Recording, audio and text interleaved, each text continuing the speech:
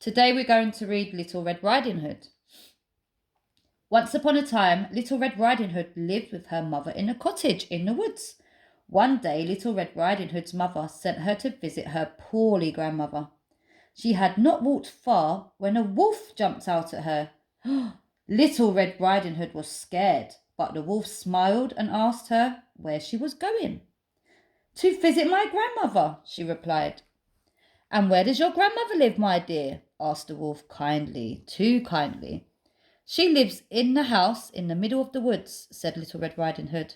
The wolf bounded away out of sight and did not stop until he had reached the house in the middle of the woods.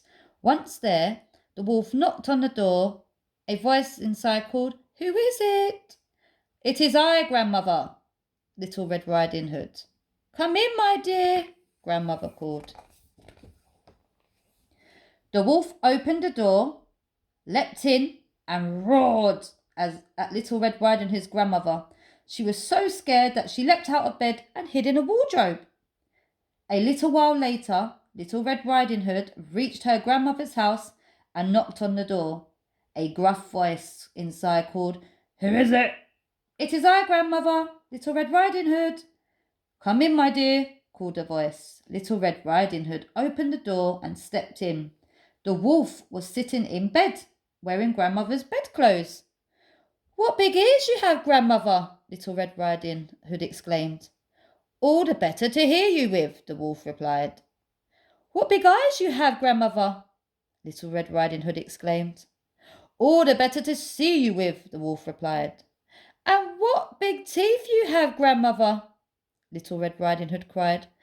All the better to eat you with, the wolf sneered. He was just about to swallow Little Red Riding Hood when...